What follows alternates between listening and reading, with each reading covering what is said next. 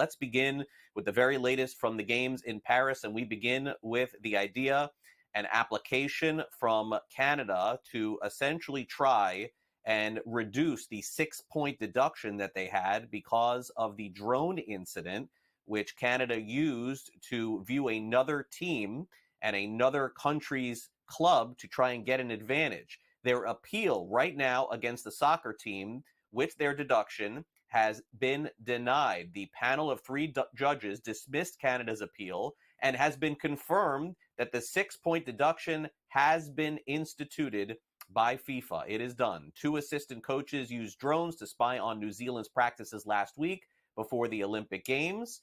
And naturally, now that this has been thrown out, we got a statement from the Court of Arbitration of Sport. And here it is. The application filed by the Canadian Olympic Committee and Canada Soccer in relation to the 6-point deduction imposed on the women's soccer team for the football tournament at the Olympic Games in Paris has been officially dismissed. Don't fly a drone over another team's practice. Lesson learned there. Canada, has virtually no shot of winning the gold because of that.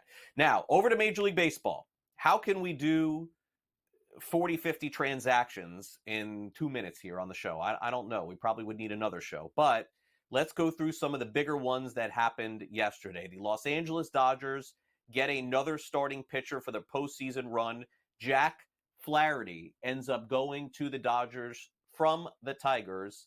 So if Yamamoto is healthy and Clayton Kershaw is healthy and Glasnow is healthy, in addition to some of the other players that they acquired, the Dodgers will be formidable coming up in September. The Padres have added Tanner Scott from the Marlins. They traded 4 prospects over there. Scott goes to the back end of the bullpen in San Diego. The Orioles were very busy at the trade deadline, acquiring Trevor Rogers from Miami and also Eloy Jimenez from the Chicago White Sox. They also got Gregory Soto to add to the back of their bullpen as well.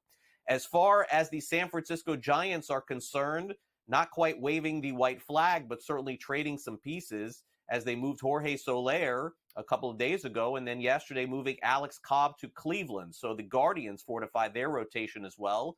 Luis Garcia and Lucas Sims go to the Red Sox. The Pirates get the bat that they were looking for in Miami's Brian De La Cruz and Isaiah Kiner-Falefa, who signed that deal in the offseason with the Blue Jays. He goes to the Pirates as well. But arguably, outside of the Tampa Bay Rays, the team that made the most moves at the deadline ended up yesterday overtaking them in the Miami Marlins. The Marlins acquired 14, 15 different prospects yesterday, of which I was trying to report on all of them as much as possible. They traded 2 relief pitchers. They traded a starting pitcher. They traded a bat. Then they traded another bat. It was hard to keep up with all the moves they made yesterday. Peter Bendix, the president of baseball operations, released a statement yesterday saying, good things coming for the future, and he'll talk to the media today in St. Petersburg. Meanwhile, in St. Petersburg, they're looking for a new stadium, and it could potentially now be happening for the Tampa Bay Rays. The government backing that they needed to build a long sought-after ballpark in Pinellas County has been approved. It's a 30,000-seat stadium. The county voted 5-2 to approve spending. It's about $312.5 million for their share of the ballpark. Overall, they're looking at a cost of $1.3 billion. In order to get the funding, they have to agree to a 30-year lease.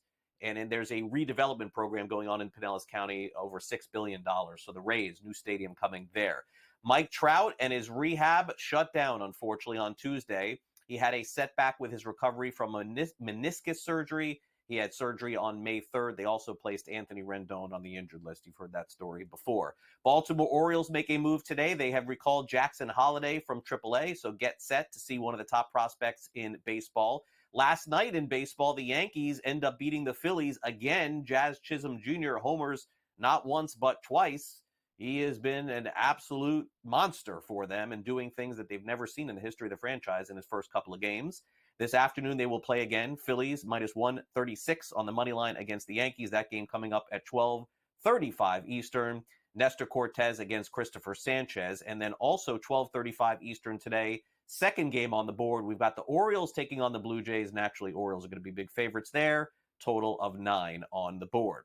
Back to the Olympics we go. We'll give you some results. Simone Biles, U.S. Gymnastics, they win the gold in Paris after a total score of 171.296. The Americans defeated Italy, silver medalist, by nearly 6 points. There was almost a 7-point gap for the bronze medal. Biles scored a total of 14.666 points, first gold since 2016. Also, the triathlon finally underway. E. coli be damned. The Olympics going on right now in that river in Seine, Seine, I believe is how it's pronounced.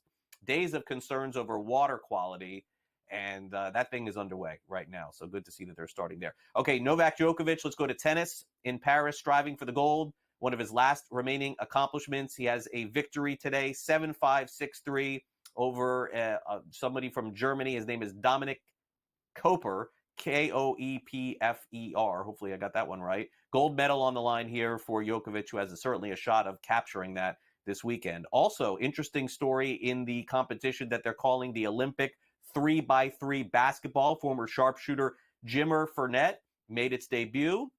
The Americans fell to Serbia 22-14 on Tuesday night, and not the best performance, at least to get things started there. In addition, there's some news from the National Football League coming out today. No, not with any of the players, but for those of you who are used to watching NFL games and seeing the referees bring out the chain to determine if a team has a first down or not, looks like that could be completely going away, going to a digital system that we could see implemented as soon as this season. So get ready, especially in the preseason, to see those sticks and chains go away and more of a digital system implemented. Big story from the NFL today.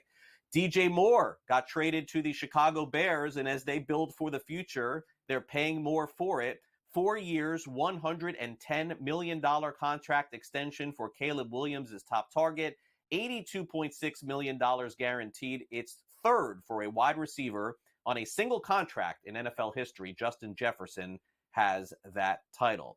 Lions defensive end John Kaminsky suffers a torn MCL in practice, could be back for the playoffs. 6'5", 285 pounds, 2 quarterback hurries in the postseason, a big part of what they did last year for Detroit on defense. Not going to be part of their regular season, at least for now. The head coach of the New York Jets, Robert Saleh, is trying to keep Aaron Rodgers healthy and says that he will sit out the preseason.